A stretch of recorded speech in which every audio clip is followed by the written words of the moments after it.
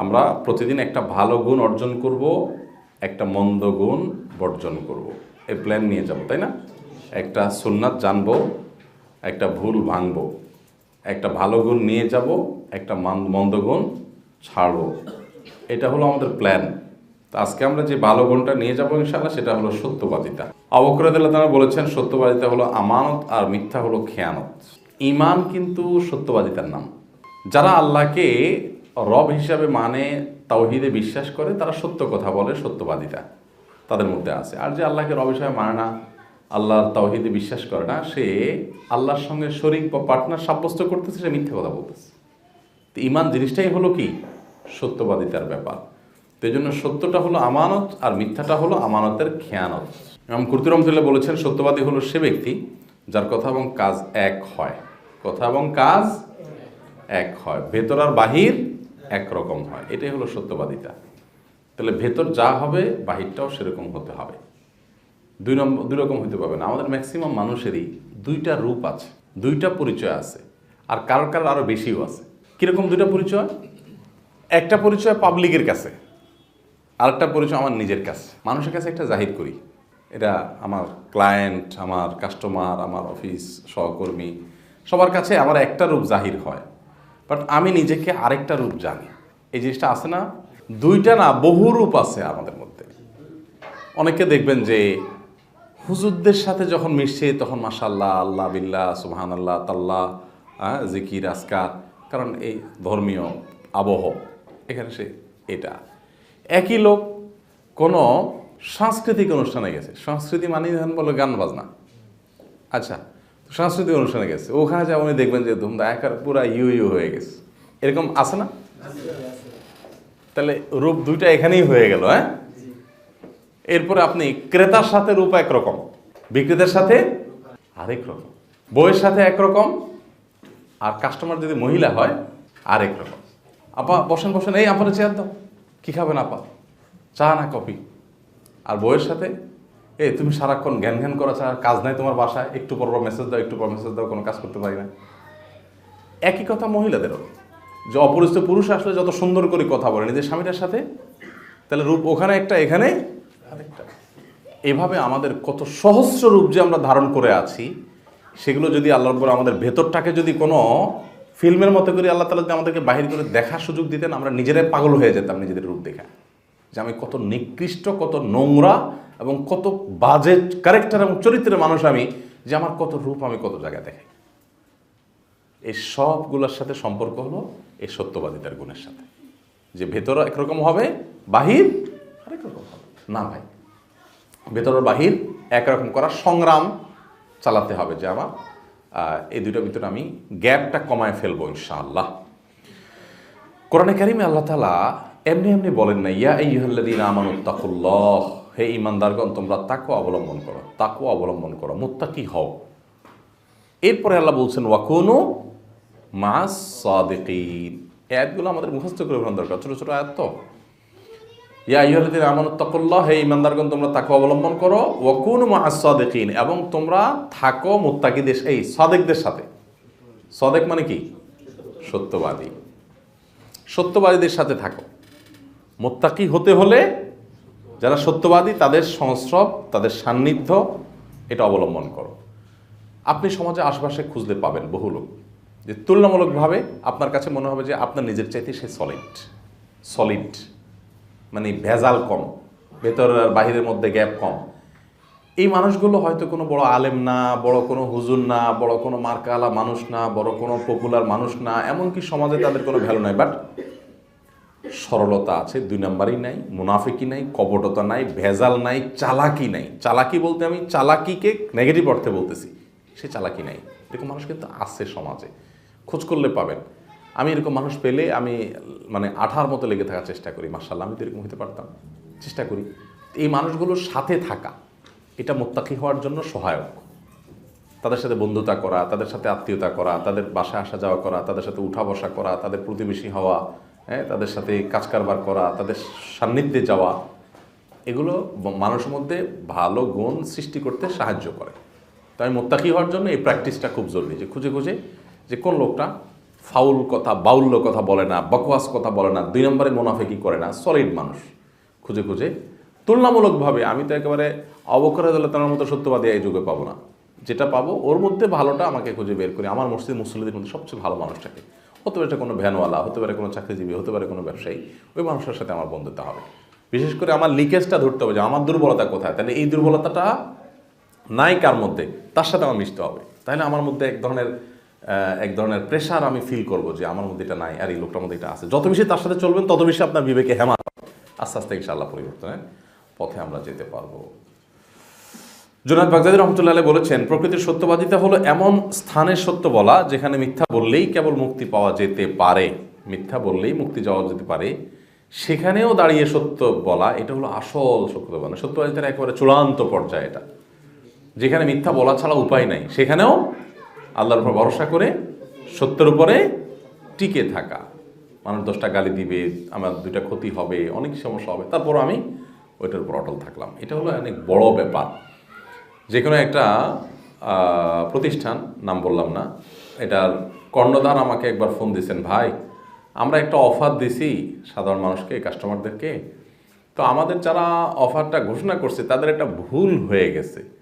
আমরা যেটা দিতে চাইছি সে ওইটা পাবলিকরে বুঝাইতে পারে নাই, সে বরং এমনভাবে জিনিসটা অ্যাডভার্টাইজমেন্ট এমনভাবে করছে যে আমরা ধরেন 10 লাখ টাকার পুরস্কার দিবে, এখন 30 লাখ টাকা দিতে হবে, 20 লাখ টাকাই বেশি দিতে হবে, এইরকম সে ঘোষণা দিয়ে ফেলছে। এখন আমরা চাইলে একটু চালাকি করতে পারি, করে পোস্ট এডিট করে নানান কাহিনী করে আমরা করতে পারি। পাবলিক মনে করবো আমি ভুল দেখছি, বুদ্ধি আছে, আমি কী করা। তো বললাম এটা তো চালাকি, জায়েজ হবে না, 20 লাখ বেশি লস হবে। তুলছে যাক, এখন অফার দিয়া যে ব্যবসা হইতো ওই ব্যবসা তো দূরের কথা, উল্টে আরো গাঢ় থেকে যায়, অবস্থা খারাপ। কিন্তু আলহামদুলিল্লাহ ইমানদার যেহেতু বলছি শেয়ার ব্যবসা চলে গেলে যাবে, কিছু করার নেই। এরে বলে এই এলো বুঝতে যে আমি যেখানে মিথ্যা বলা ছাড়া উপায় নেই সেখানেও সত্য বলবো, অনেক ছোট হয়ে যাবো, অনেক গেলাম, সমস্যা কি? আমার তো টার্গেট আখেরাত। ওই যে এটাও সত্যবাদিতার ব্যাপার যে আমি আসলে কি চাই। মুখে তো বলতেছি আমি জান্নাত চাই, জান্নাত চাইলে তো আমার সব স্যাক্রিফাইস করতে হবে। এই জন্য সত্যবাদিতার এই পর্যায়টাতে আমাদের যাওয়ার চেষ্টা করতে হবে ইনশাআল্লাহ। সত্যবাদিতার গুরুত্ব আল্লাহ সুবহানাহু ওয়া তাআলা কোরআনে কারিমে বলছেন, একটু আগে যে আয়াতটা পড়ছিলাম এটাই সেই আয়াত, ইয়া আইয়ুহাল্লাযীনা আমানুত্তাকুল্লাহ ওয়া কুনু মা'আস সাদিকিন। ইমানদারের অন্যতম বৈশিষ্ট্য হলো এই গুণটা, সত্যবাদিতা, আমানতদারিতা, সচ্চরিত্র, ওয়াদা রক্ষা করা, সাহসিকতা, এগুলো সবগুলোর উৎস আর শুরুই হলো এই সত্যবাদিতার উপর। আল্লাহ তাআলা বলেছেন, হে ইমানদারগণ, বিশ্বাসীগণ, তোমরা তাকওয়াবান হও, মুত্তাকি হও এবং সবসময় সত্যবাদীদের সাথে থাকো। এটা 2টা আলাদা আলাদা আমল, একটা মুত্তাকি হওয়া, একটা সত্যবাদীদের থাকা। আবার অনেকে বলেছেন যে মুত্তাকি হওয়ারই একটা পন্থা হলো সত্যবাদীদের সাথে থাকা, সোহবতে থাকা। নবী সাল্লাল্লাহু আলাইহি ওয়াসাল্লাম বলেছেন, আলাইকুম বিসসিদক, তোমরা সত্যকে আঁকড়ে ধরবে, সত্যবাদিতাকে আঁকড়ে ধরবে। ফাইন্নাস সিদকা ইয়াহদি ইলাল বির, কারণ সত্য এটা মানুষকে ভালোর দিকে আনিয়ে যায়। নেক আমল চান, তাকওয়া চান, তাহলে এই পথে আপনি যেতে পারবেন সত্যবাদিতার এই গুণটার মাধ্যমে। ওয়া ইন্নাল বিররা ইয়াহদি ইলাল জান্নাহ, আর নেক কাজ, ভালো কাজ এটা জান্নাতে নিয়ে যাবে। সত্যবাদিতা মানুষকে ভালো মানুষ বানায়, আর ভালো মানুষ হলে মানুষ জান্নাতে যেতে পারে। তাহলে ভালো মানুষ হওয়ার জন্য সত্যবাদী হওয়ার কোনো বিকল্প নাই।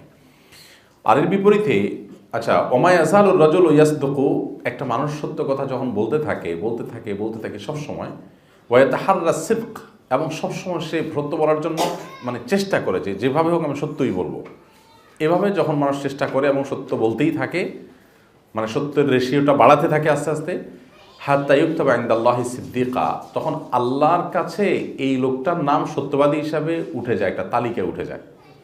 আল্লাহ সুবহানাহু ওয়া তাআলার কাছে 2টা তালিকা থাকে, সত্যবাদীদের তালিকা, মিথ্যুকদের তালিকা।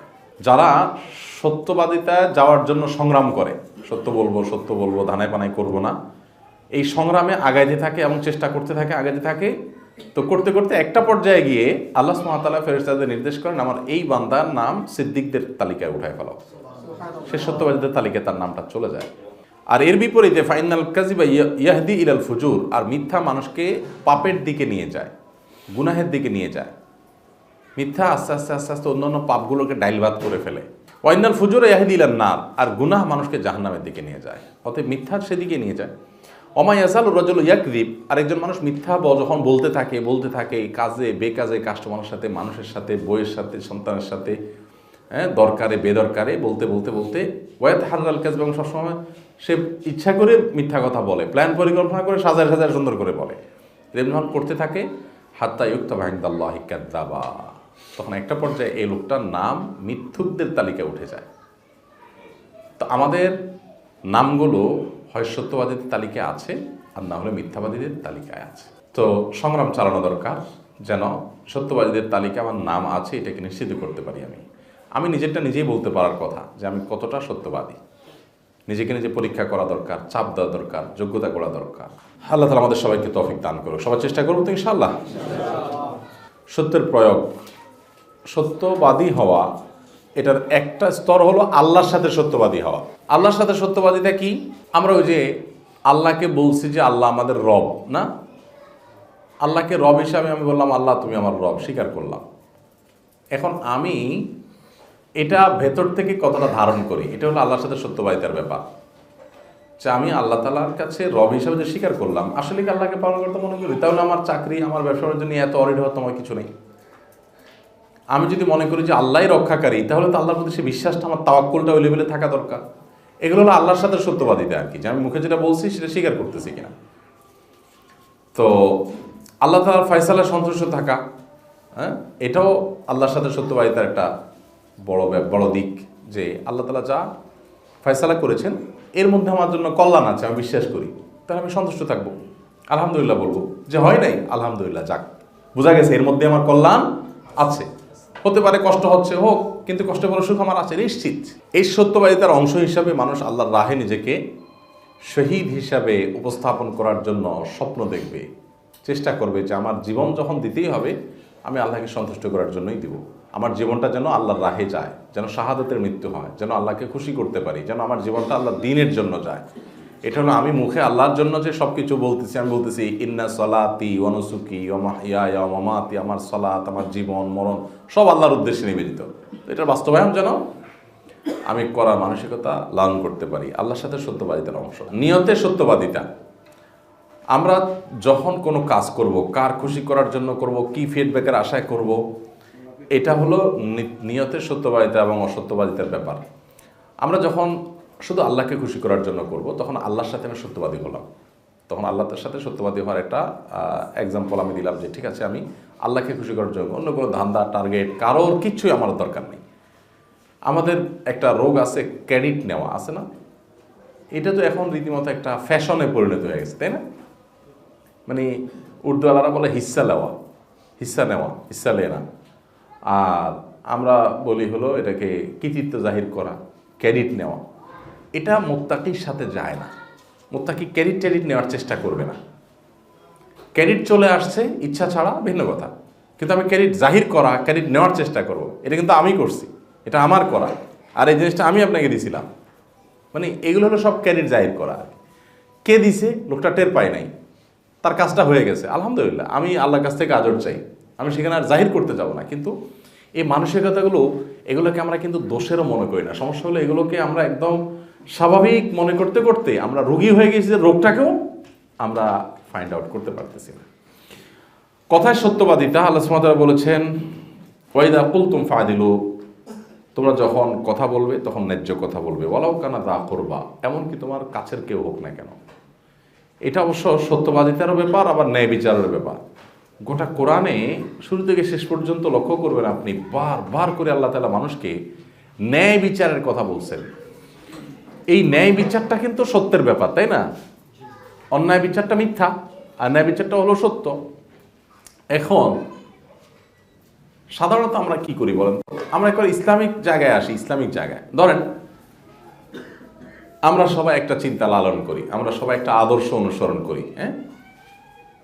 ধরেন আমরা একটা গ্রুপ এখানে আছি যারা কোরআন হাদিস অনুযায়ী একটা প্রচেষ্টায় আমরা নিজেদেরকে শেষ সংশোধন করার চেষ্টা করছি। এখন আমাদের মধ্যে ধরা যাক যে একজন এই রাস্তা যাইতে একটা বাইক অ্যাক্সিডেন্ট করছে, আমাদের কেউ একজন। এখন রিক্সাওয়ালার সাথে হয়েছে, ওই দুর্ঘটনাস্থলে যদি আমরা কেউ একজন যাই মাত্র আমরা একসাথে দার্স করে আসলাম, ক্লাস করে আসলাম, আমাদের এই ভাই তো তখন আমাদের মেন্টালিটি কি দাঁড়ায়? তাকে সহযোগিতা করার কথা বলছি না, মানে এই দুইজনকে তো দোষারোপ করা করে ব্যাপার থাকে না। আমরা তখন চোখ বন্ধ করেই চড়াও হয়ে মাইর দিব, সেটা তো একটা স্তর আছে আর কি, কিন্তু তার আগের স্তরটা কি? বিসমিল্লাতে একবার প্রথম স্তরে আমরা ধরে নেই যে রিকশাওয়ালা বেটা বাদাইছে, তাই না? এখন ধরেন আপনি দেখেনও নাই কি হয়েছে, তো আপনার তো এখানে কোনো কথা বলাই উচিত না, কোনো কথা বলাই উচিত না, অ্যাটলিস্ট অন্তত জাজমেন্টাল কোনো কমেন্ট তো করা উচিত না। আপনি হেল্প করবেন সেটা ভিন্ন জিনিস, কিন্তু আমরা কি করি? শুধু কথা বলা, পারলে আমরা আরো কত কিছু করে ফেলি না। আর বিশেষ করে আমার ওই লোকটা যদি আমাকে বলে যে ভাই দেখেন রিকশালাটা এসে উঠে দিছে, তো তার কোনো কথাই নেই, তাই না? আল্লাহ সুবহানাহু ওয়া তাআলা বলছেন ওয়াইদা কুলতুম ফাদিলু, যখন কথা বলবে ন্যায্য বলবে, ওয়ালাউ কানা যা করবা, হোক তোমার কাছের কেউ, হোক তোমার নিকট আত্মীয়। এখন এটা তো নিকট আত্মীয় না, তাহলে নিকট আত্মীয় হলে কি হবে? মানে নিকট আত্মীয় হলে পরিস্থিতি আরো ভয়াবহ হবে না? এই জিনিসগুলো খুব কঠিন। আমি বারবার খেয়াল করলাম যে আল্লাহ সুবহানাহু ওয়া তাআলা এই একই কথা বারবার কেন কোরআনে বলছেন বিভিন্ন জায়গা, এই দিলু এই দিলু এই দিলু, হ্যাঁ, ইন্নাল্লাহ ইয়ামুরুকুম বিল আদলি ওয়াল ইহসান, জজদের কাজ বিচার করা। গোটা কোরআনে আল্লাহ তাআলা যত জজ বিচারের কথা বলছেন, আমরা কি সবাই জাজ? আল্লাহ তাআলা এতবার করে এটা বললেন, আমরা সবাই জাজ, সবাই আমরা জাজ, এবং সারাক্ষণই আমরা জাজমেন্ট করতে থাকি। সোশ্যাল মিডিয়াতে যদি আপনি ঢোকেন, ফেসবুকে, আপনি দেখেন যে এক হুজুরের অনুসারী, এক শেখের ভক্ত, তো তারা এবার অন্য শেখের কিছু একটা পাইলে ওই তিলকে তাল বানাই দিবি। লোকটা যায় দেখেন তাহাজ্জুদে পড়ে, যাই দেখেন তাসবিহ তেলাওয়াত করে, যাই দেখেন দান সাদকাও করে, যাই দেখেন উনি অনেক আল্লাহওয়ালা অনেক ক্ষেত্রে, কিন্তু এই ক্ষেত্রে উনি অন্ধ হয়ে গেছেন। এখন ওনার চিলে কান নিয়ে গেছে, উনি সে পিছনে দৌড়াচ্ছেন। একটা বার নিজের আমি কাজটা যে করছি, আমি কি ন্যায় করছি না অন্যায় করছি? ডক্টর আব্দুল্লাহ জাহাঙ্গীর রহমতুল্লাহ একটা সুন্দর কথা বলতেন। স্যার বলতেন যে আমাদের নিজের পছন্দের বা কাছের বা নিজের দলের মানুষ যদি কোনো ভুলও করে, তো সাথে সাথে আমরা ওইটার একটা ব্যাখ্যা ট্যাখ্যা দাঁড় করাই দিই যে হয়তো এটা ছিল, হয়তো ওইটা ছিল, হয়তো উনি খেয়াল করেন নাই, কত সুবিধা থাকতে পারে মানুষের, আমরা সাথে সাথে ওইটাকে ধামাচাপা দিই। আবার যখন আমার মতের বিরুদ্ধের কারোর কিছু উল্টাপাল্টা পাই, তখন এটাকে আমরা রং চং দিয়ে, না এটা কোনোভাবে মানা যায়, বলেন ওনার মতো মানুষ এত কথা লম্বা লম্বা কথা বলে, আর এই হলো হাল। আমরা মনে করতেছি আমরা দিনের খেদমত করতেছি, মূলত আমরা নফসের পূজা করতেছি, আমার প্রবৃত্তির পূজা করতেছি। আমি যে আমার প্রবৃত্তি, এ লোক যেহেতু আমার দলের মতের, অতএব তার পক্ষে আমি অন্ধ হয়ে যাব, আর এই লোক যেহেতু আমার বিরুদ্ধে, তার পক্ষে আমি অন্ধ হয়ে যাব। এক্ষেত্রে এখানে হবে বন্ধুদের ক্ষেত্রে অন্ধ, ওখানে হবে শত্রুদের ক্ষেত্রে অন্ধত্ব। জটিল একটা বিষয়। কি কোরআনে কারিমে রিপিটেডলি যে নির্দেশগুলো আল্লাহ বারবার করেছেন, এর মধ্যে এটা একটা, এই ন্যায় বিচার। আমাদের ওই যে বইটা যদি আসে ইনশাআল্লাহ রমজানের, তারা বিশ্বাস সংখ্যা, ওখানে দেখবেন আপনারা নির্দেশগুলো সব দেওয়া আছে। তো প্রত্যেক পাড়ার কয়টা নির্দেশ কি কি, এগুলো আপনি 5 মিনিট উল্টালে আপনি বুঝতে পারবেন আল্লাহ তাআলা কোনগুলোকে খুব বেশি ফোকাস করছেন কোরআনে। তো এই জন্য এই গুণটা অনেক গুরুত্বপূর্ণ একটা গুণ। এমনকি নিজের বেলায়ও, এটা নিজের বেলায়ও ব্যাপার আছে। আপনার সাথে আপনার স্ত্রীর ঝগড়া হয়েছে, সহকর্মীর ঝগড়া হয়েছে, কারোর সাথে কথা হয়েছে, ঝগড়ার সময় হয়তো আপনার সেন্স ছিল না, বাট আপনার একটা সেন্স আসা উচিত এবং দেখা উচিত যেখানে আসলে আমার ত্রুটির জায়গাটা কোথায়। ত্রুটির তো একটা জায়গা আমার থাকার কথা, থাকলে কি সেটা, না থাকলে সেটাও বাইর করি যে আমার ছিল না, তার ছিল, ঠিক আছে, কিন্তু এটা নিরপেক্ষভাবে বের করতে হবে যে আমার আসলে ছিল কি না। অনেক মানুষ নিজের বেলা নিরপেক্ষ হতে পারে না, নিজের বেলা উনি একেবারেই বায়াস্ট হয়ে যান এবং সীমাহীন বায়াস্ট হয়ে যান। নবী করিম সাল্লাল্লাহু আলাইহি সাল্লামের বহু ঘটনা আছে, এখানে আনতে পারি, সময় নেই আমার হাতে, এত ঘটনা আছে যে এগুলো বলার মতো মানে ওইরকম পর্যাপ্ত সময় নেই। সত্যবাদিতার উপর প্রিয় নবী সাল্লাল্লাহু আলাইহি সাল্লাম, সাহাবায়ে কেরামের যে নজির আছে আমাদের সামনে, কল্পনা করা যাবে না কি নজির। এক একটা ইহুদি এক পক্ষে, মুসলমান এক পক্ষে, কিন্তু রায় ইহুদির পক্ষে চলে যাচ্ছে, মুসলমান বিপক্ষে চলে যাচ্ছে। তো এই নজিরগুলো আমাদের ছিল, বাট আমরা মুসলমানরা সেগুলো হারাই ফেলছি, এগুলো আমাদের মধ্যে নাই এখন। আপনি সোশ্যাল মিডিয়াতে যান, ফেসবুকে, মানে যাচ্ছে তা নিয়ে মানুষ আমরা লাফায় পড়তেছি, ঝাঁপায় পড়তেছি। আল্লাহর কাছে জবাবদিহিতার ব্যাপার আছে, একটাবার চিন্তা করতেছি না। কাজের সত্যবাদিতা, হ্যাঁ, ইয়া আইয়ুহাল্লাযীনা আমানু লিমা তাকুলুনা মা লা তাফআলুন, আল্লাহ বলেছেন যেটা তুমি করো না সেটা তুমি কেন বলো। এখানে মূলত অঙ্গীকার সম্পর্কে বলা হয়েছে যে যেটা তুমি মুখে, যেটা তুমি বাস্তবে করবা না, মুখে সেটা বলতেছো, ওয়াদা করতেছো। আবার আমলের ক্ষেত্রে এটা প্রযোজ্য হয় যে আমি বলি কিন্তু আমি নিজে সেটা করি না, এটা অসত্যবাদিতা। আচ্ছা, সত্যবাদিতার কথা শেষ। সত্যবাদিতা সম্পর্কে একটা জিনিস বলে শেষ করি, সেটা হলো আমরা সত্যবাদিতার অনেকগুলো স্তর শুনলাম না। কিছু সত্যবাদিতার প্রসঙ্গ আছে যেগুলো আমাদের মাথায়ও আসে না, বা অনেক সময় মাথায় আসে বাট আমরা কেয়ার করি না, যেটা আমাদের হঠকারিতামূলক, মানে বেখেয়ালে কোনো লক্ষ্য করা ছাড়া আমরা সেগুলো করে ফেলি। যেমন আপনি গল্প বলছেন, গল্প বলতে গিয়া গল্পটাকে জাস্ট একটু চাঙ্গা করার জন্য ভাই এমন মাইর দিছে, ভাই একদম জিব্বা বাইর করে ফেলছে। একটা হলো জিব্বা বাইর করে ফেলছে, এটা একটা জাস্ট একটা প্রবাদ, বা এটা একটা কি বলে একটা দৃষ্টান্তের মতো যে এটা কথার কথা, এটা এক জিনিস। আরেকটা হলো যে একেবারে ভাই জানেন না 500 পুলিশ আসছে 15 জন। এই টাইপের বাড়াবাড়ি হয় না অনেক সময়? প্রচুর হয়, খেয়ালও করি না আমরা, প্রচুর হয়। এখানে এটা তো ডাহা মিথ্যা কথা। আপনি আধিক্য বোঝানোর জন্য আমাদের সমাজে তো অনেক রকমের প্রবাদ প্রবচন আছে, সেগুলো করেন, কিন্তু আপনি এখানে ডাহা খাড়া মিথ্যা কথা বলে ফেলতেছেন। এরকম জিনিস কিন্তু অনেক হয়। ভাই আপনার এই এক কথা মনে হয় 100 দিন বলছি আমি, আপনি মোট 3 দিন বলছেন, কিন্তু 100 দিন আপনি বানায় ফেলছেন। এই জাতীয় জিনিসগুলোকে আমরা অনেক সময় একেবারে ড্যাম খেয়ার, অযত্ন অবহেলায়, যারা ইচ্ছাকৃত ঠান্ডা মাথায় মিথ্যা কথা বলে না, তারা কিন্তু এই পলিসিতে মিথ্যা সারাদিনই বলতেছে। তো শয়তান কিন্তু সব আইটেম রাখে। শয়তান যদি কেউ টের পায় যে এই লোকটাকে দিয়ে ডাহা মিথ্যা কথা বলান যাবে না, একটু মোত্তাকি মানুষ, আল্লাহরে ভয় পায়, তো আপনার দিয়ে ওইগুলো বলাবে। বুঝেন না? যাকে যে আইটেম গিলান যায় শয়তান, তাকে সে আইটেম দিবে। এই জন্য আমার সকল ফাঁক বন্ধ করে ফেলতে হবে। কথা আসলে যত কম বলা যায় তত ভালো, এবং যত নিয়ন্ত্রণ করে কথা বলা যায়, যত হিসেব করে কথা বলা যায়, বলার পর আবার চিন্তা করা যায় যে আমি কতটা সঠিক বললাম, কতটা বাড়ায় বললাম, কতটা অতিরঞ্জন করলাম। হ্যাঁ, এটা অনেক জরুরি একটা বিষয়। আল্লাহ তাআলা আমাদেরকে আমল তৌফিক দান করো। অনেক বড় একটা ব্যাপার সত্যবাদিতা, অনেক বড় একটা ব্যাপার। সংগ্রাম চালাতে হবে, নিরলস এবং ধারাবাহিক প্রচেষ্টা চলতে হবে। আমরা এক্ষেত্রে একটু চেষ্টা করি, এবং এগুলো তো আর কোনো রেশিওতে আনা সম্ভব না, একটু নোট নেই। আচ্ছা, ফরজ সালাতের পর দোয়া। আজকে নতুন করে 2টা দোয়া আমরা শিখছি 5 ওয়াক্ত নামাজের পরে। এর মধ্যে প্রথম দোয়াটা হলো লা ইলাহা ইল্লাল্লাহু ওয়াহদাহু লা শারীকা লাহু লাহুল মুলকু ওয়া লাহুল হামদু ওয়া হুয়া আলা কুল্লি শাইইন কাদির। এটা আমাদের দোয়ার কার্ডেও আছে। আল্লাহুম্মা লা মানি লিমা আতাইত ওয়া লা মুতি লিমা মানাত ওয়া লা ইয়ানফা'ু যাল জাদ মিনকাল জাদ। আল্লাহুম্মা লা মানি লিমা আতাইত, আল্লাহ আপনি যা দান করেন সেটা ঠেকাবার ক্ষমতা কারণ নাই। ওয়া লা মুতি লিমা মানাত, আর আপনি যেটা দিবেন না এটা দেওয়ারও ক্ষমতা কারণ নেই। ওয়ালা ইয়ানফা'ু যাল জাদ মিনকাল জাদ, আর কোনো প্রভাবশালীর প্রভাব আপনার আযাব থেকে রক্ষা করতে পারবে না।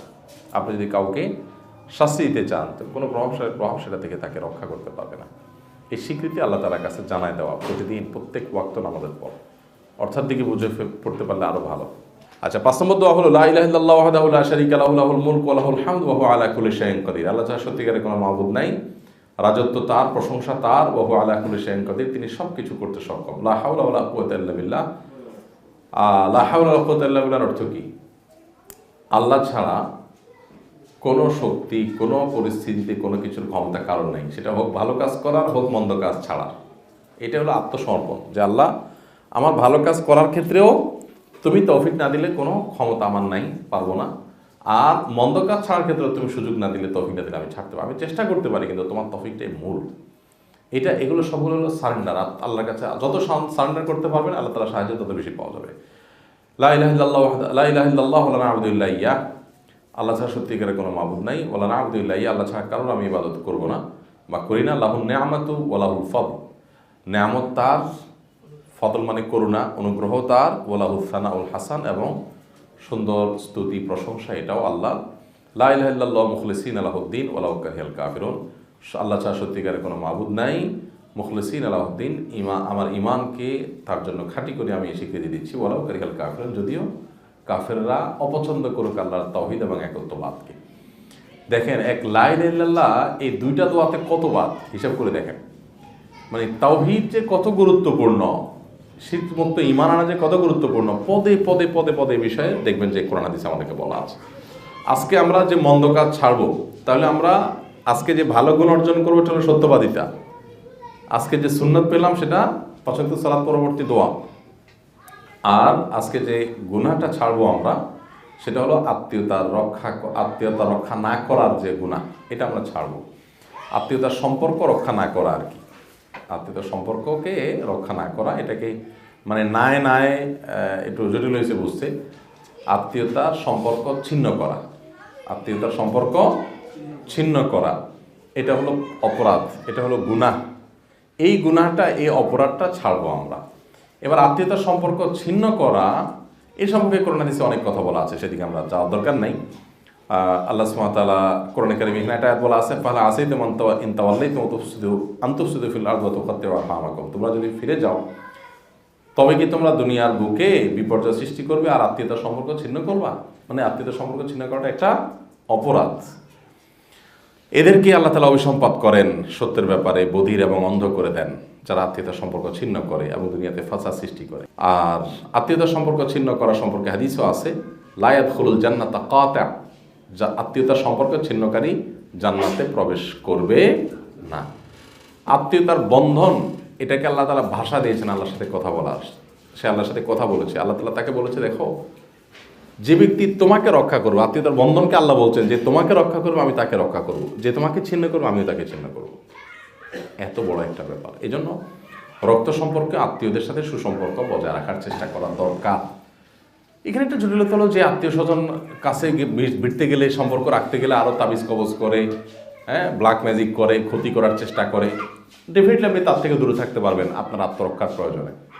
কিন্তু এছাড়া আপনার জাস্ট আত্মীয়টা আপনার খবর নেয় না, তাহলে আমি কেন নেব, এটা গ্রহণযোগ্য হবে না আল্লাহর কাছে। ঠিক এই প্রশ্নটা একজন সাহাবী করছেন, বলছেন ইয়া রাসূলুল্লাহ, আমার এক আত্মীয় আছে, আমি তার সাথে সম্পর্ক বজায় রাখার খুব চেষ্টা করি, বাট সে মানে এক হাতে তালি বাজানোর মতো, সে আমার সাথে রেসপন্স করে না। নবী করিম সাল্লাল্লাহু আলাইহি ওয়াসাল্লাম বলেছেন, তুমি যদি যেটা বলেছো এটা যদি সত্য হয়ে থাকে, তো এটাই তো আত্মীয়তার সম্পর্ক রক্ষা করা। লাইসাল ওয়াসিলু বিল মুকাফি, যে ব্যক্তি আত্মীয়তার সম্পর্ক রক্ষা করে এক পক্ষ থেকে, অপর পক্ষ থেকে অতটুকু রক্ষা করে, এটা আত্মীয়তার সম্পর্ক রক্ষাকারী না। এটা তো বিনিময় দিল মাত্র, যে সেও ভালো করছে এও ভালো করছে, এটা তো বিনিময় দিল। এটা তো হাল জাযাউল ইহসান ইল্লা ইহসান, ওই আয়াতের উপর আমল হলো। আত্মীয়তার সম্পর্ক রক্ষা হলো যে তোমার আত্মীয় তোমার কেয়ার করে না, তুমি কেয়ার করবা। সে খবর নেয় না, তুমি খবর নেবা।